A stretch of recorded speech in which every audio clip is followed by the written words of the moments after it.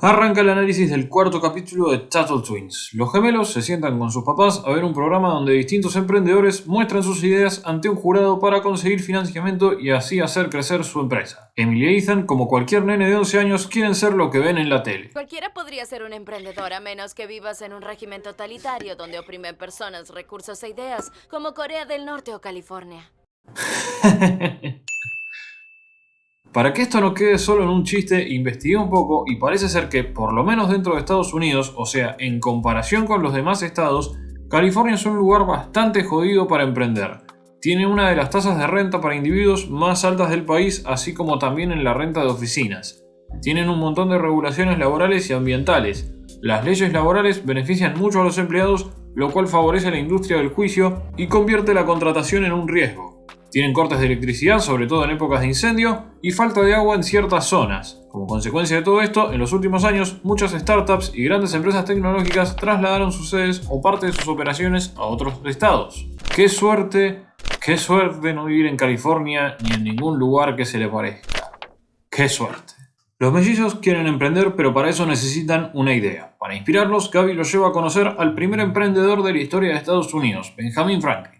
Pero antes de eso, seguramente tenés muchas ganas de saber qué estaba pasando en Estados Unidos en 1770. ¿Verdad?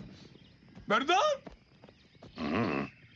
Bueno, para empezar, Estados Unidos todavía no existía. Lo que existían eran las 13 colonias que Inglaterra había fundado en América del Norte, la última de estas, Georgia, en 1732. Para 1770, la guerra de independencia todavía no había empezado, pero ya se estaban gestando las causas. En 1763 terminó la Guerra de los 7 Años, la cual había vaciado las arcas de Inglaterra. Para volver a llenarlas se crearon nuevos impuestos para las colonias. En 1764 se creó el impuesto al azúcar y en 1765 el impuesto al sello. Los colonos comenzaron a protestar a través de una serie de boicots a los productos británicos bajo el lema No Taxation Without Representation. O sea, no vamos a pagar impuestos sin representación, ya que estos impuestos se aprobaban en el Parlamento británico en Londres, en donde los colonos no tenían voto. En 1766 el Parlamento derogó el impuesto al sello, pero sin reconocer el pedido de representación. Al año siguiente se añadieron impuestos a los bienes importados de Inglaterra y los boicots comenzaron de vuelta. Todos los impuestos fueron retirados excepto el del té y 1000 soldados fueron enviados a Boston para mantener la situación bajo control. Esto se va a poner feo. Ese año, en 1770, ocurrió la llamada Masacre de Boston, donde un grupo de soldados ingleses, al ser acosados por una multitud, abrieron fuego, matando a 5 civiles. 5 muertes difícilmente califica como una masacre, pero hey, marketing. Igual medio al pedo les explico todo esto porque el capítulo no hace alusión a nada de esto.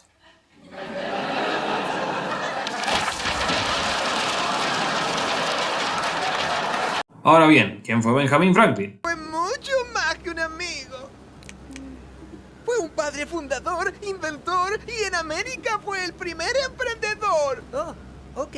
Y besaba muy bien.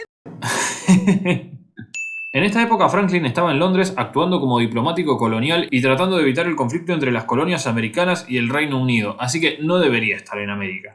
Franklin les muestra sus experimentos empezando con el pararrayos, que es el más famoso. Al volar un barrilete con una llave atada durante una tormenta eléctrica, Franklin descubrió que el metal puede atraer rayos pero que también absorbe su energía.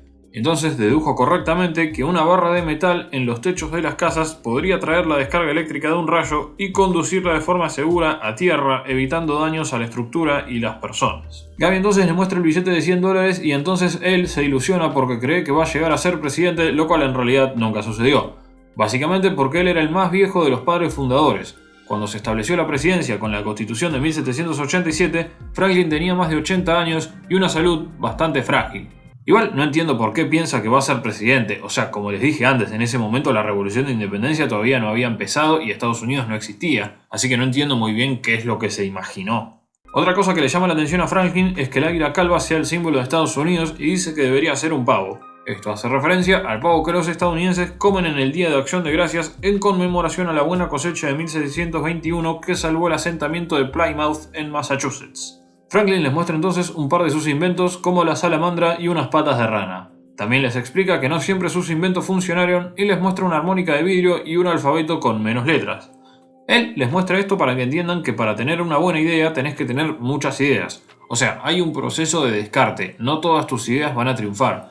Pero yo creo que también habla de un proceso de mercado. Por más que a vos te guste mucho alguna de tus ideas, como le pasa a Franklin, si al resto de la gente no le gusta, no va a triunfar. Los emprendimientos tienen que satisfacer alguna demanda, tienen que solucionarle un problema a la gente. Si como emprendedor solo te enfocas en lo que vos querés, te va a ir mal. En fin, todos los inventos que le mostró existieron de verdad, así que somos ciertos. Se despiden de Franklin y se van a conocer a Anne Thurman Malone en 1922. ¿Qué estaba pasando en 1922? Oh shit, here we go again.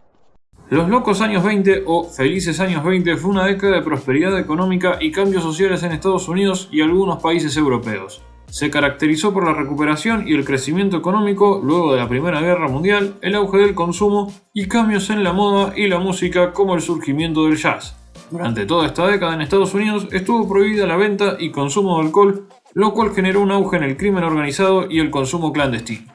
Bueno, como bien nos explican acá, Anne fue la primera afroamericana millonaria de la historia y lo logró porque descubrió un producto capilar que no daña el pelo rizado de las mujeres negras, remarcando así la idea de que un emprendimiento debe buscar solucionar algún problema de la gente. Además del hecho de que estar en desventaja no es excusa, porque Anne justamente era afroamericana en la época de la segregación, un periodo de la historia de Estados Unidos en el que los afroamericanos no tenían los mismos derechos que los blancos. Bueno, los pibes vuelven a su época y deciden poner un emprendimiento de salchichas de maíz o banderillas o corn dogs en su idioma original, que son salchichas cubiertas de una masa frita de maíz. La abuela les da plata para su emprendimiento y acá hacen un chiste que no entendí. Ethan le pregunta si es millonaria y ella dice que es algo que rima con eso. Hay un montón de rimas con millonario, pero ninguna me convenció. Díganme ustedes a cuál creen que se refiere.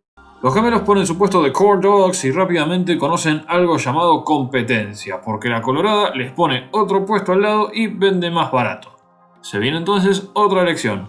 La competencia no es mala, ya que obliga a los oferentes a mejorar sus productos. Como los gemelos no pueden ofrecer corn dogs más baratos, los ofrecen con una salsa más rica y con una bandeja para que no se les caiga. ¡Lo hicieron genial, niños! Señora, lástima que estén infringiendo una ley ya que no tienen permiso del gobierno para hacer negocios. ¿Qué?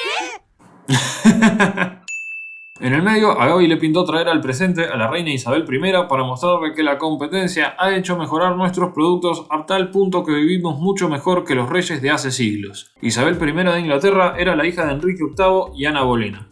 Llegó al poder en 1558 luego de que su media hermana, María, falleciera sin hijos. El reinado de Isabel se caracterizó por la consolidación del anglicanismo y la guerra contra España. Como odio a esos ingleses. Asimismo, su periodo de gobierno es famoso por el florecimiento del teatro isabelino, dirigido por dramaturgos como William Shakespeare, y por la destreza marinera de aventureros ingleses como Francis Drake.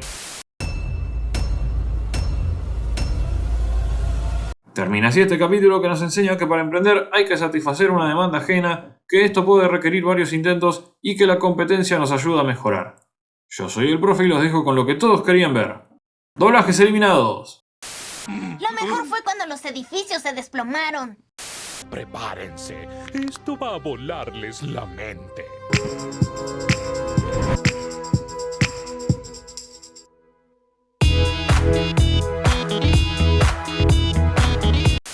Vayamos al futuro para ver si pudimos tener éxito. No. El tiempo es el que es. Retroceda, no hay suficiente camino para alcanzar 88 millas. Camino. A donde vamos no necesitamos caminos. Abuela, ¿tú quisieras invertir? No lo sé, parece un poco... Shut up and take my money. Ojalá tuviéramos una salsa secreta como hace mamá con sus palomitas. ¡Haremos una montaña rusa! Abuela, ¿y si nuestros clientes la ven? Para eso necesitas clientes.